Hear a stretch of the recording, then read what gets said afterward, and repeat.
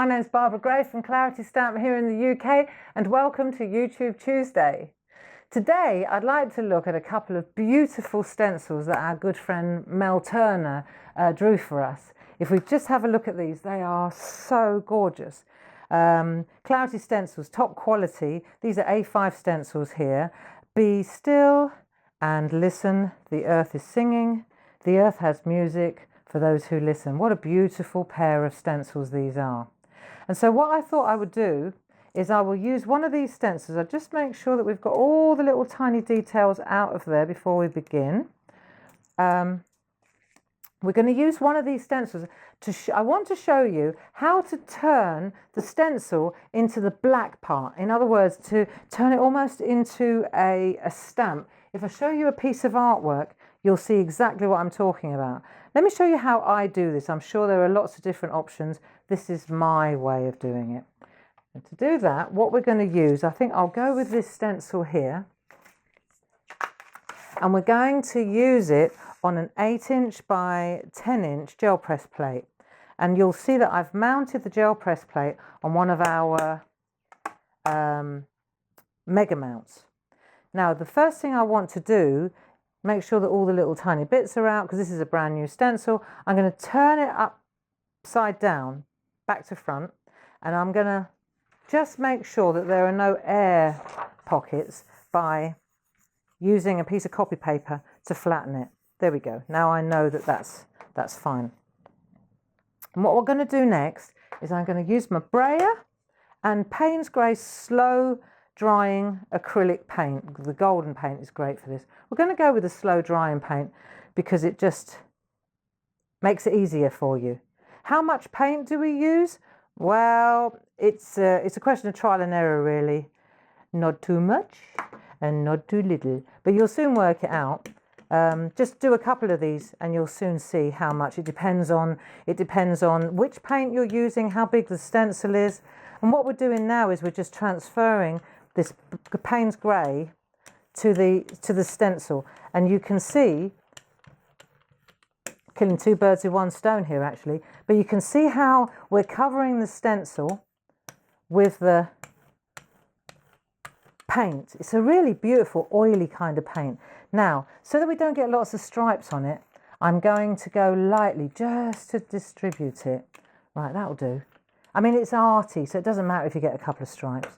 Now, once I've done that, the next thing I'm going to do is I'm going to take my e-bosser, or my mangle, my die cutting machine. This is my old favourite. And I want to take a piece of, let's take a piece of a scrap, because it's got to be we need a background. Now I've got loads of beautiful paper, copy paper. I use copy paper for a reason, mostly because I wrap it around a canvas board. And I'm happy to show you how to make these backgrounds as well. They're a piece of cake, but we could do that in another video. Let's just take this one here. Got loads of them. There's plenty of mileage there. So I'm going to take this one, and the idea is, you see, that we're going to gently lift this up. Let me show you. Just gently peel off the stencil, off the gel press plate. Here we go. That'll do. Come on, rabbits. Right, so we've got that. And then I'm going to turn it round, and I'm going to put it face down. Let me just have I should have decided this beforehand. Wherever I want to see the stencil is where I'm going to plaster it. There you go. So I put that down like that, and then I need a piece of copy paper to sandwich it so I don't get paint all over the inside of my mangle. Now, my pressure would not be enough to transfer the paint, so I'm going to use this literally as a mangle. And I've got a rubber shim underneath, and then the sequence that I've used, I've got a C plate there, and then I'm just using a rubber shim. I haven't got room. Just a minute, let me just get some space to work. Right, and then I'm using, this one is, I don't know, what is this? I think this is a D plate. So put a D plate down, that'll do. B and an A. I just need enough pressure to transfer the paint. And then we'll pop this through here. Right, let's just move that out of the way a minute so we don't have a calamity. And then when we lift this off, let's get our layers.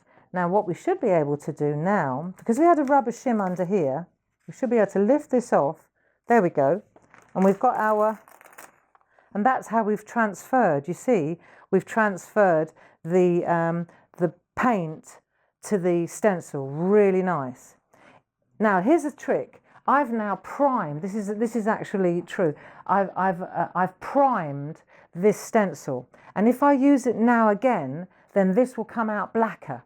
You'll see, for example, that this one is blacker than that one, and it's because this one was a primed stencil. If you have a look at the difference here, you'll see that that one's grayer than this one. So if you want to go for solid black, you need to do one first just to prime the stencil, and then the second one. It's like the stencil's got more tread or more traction. It will take the paint more easily. Okay, so now you know how that's done. Let's look at what else we've got in front of us. So I'm just going to pop that over there, because if we look back at the gel press, you'll notice that we've still got the opposite on here, haven't we? Now let me show you a little trick. If I want to blot the paint around the outside, I want to remove this. I'm going to use this. I don't want the outer bit. So let's just go round.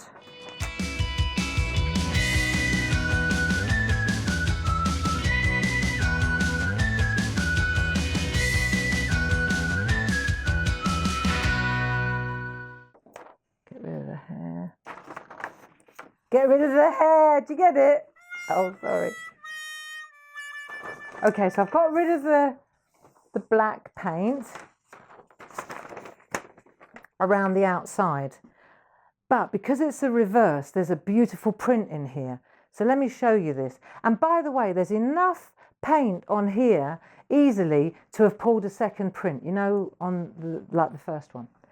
So let's have a look. Enter our beautiful designer papers. So the first one, we used just a piece of copy paper with some inky scrap, and I'll show you how to do that one day. But we also have beautiful papers that we make ourselves. I designed these, and I'm going to use one of our beautiful pieces of paper in the background. Let's have a look. I think I'll go with, bear with me while I just find one. Talk among yourselves for a minute.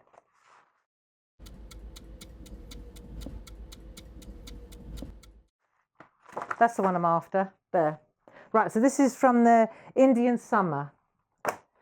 What I want to do now is pull a print.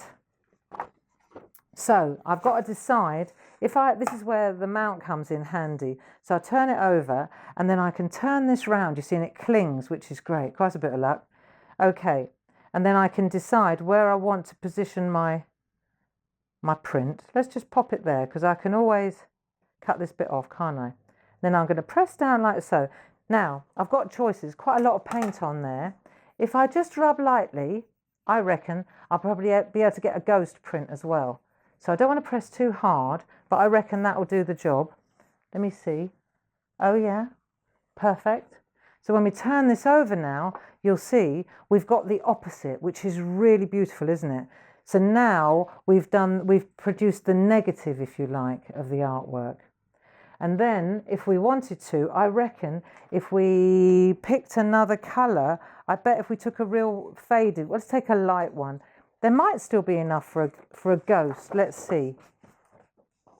I'll take a light background this time. This is again from the Indian summer. It's lovely, isn't it? Right, let's turn this round. And I reckon that we could probably get a really delicate faded one. Let's go in the lighter area, like so. And then we'll press. And now this time we want to, it's what's called a ghost print in gel press speak. We'll turn it over.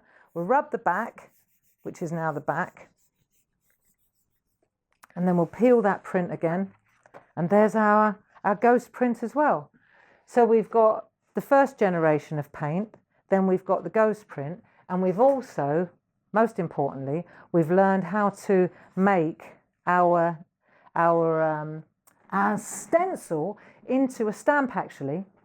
So anyway, I hope that you enjoyed that. I will do a little video, I think, on how to make those those grungy backgrounds. I think that might be quite interesting. But thank you very much for joining me. I hope you enjoyed this. I hope that it was beneficial to you. Do leave a comment, do follow the blog, barbaragrayblog.blogspot.com. And if you're looking to buy the stencils or anything that I've used in this video, then pop over to our website. Thanks very much for joining me, and I shall see you next time. Bye-bye now.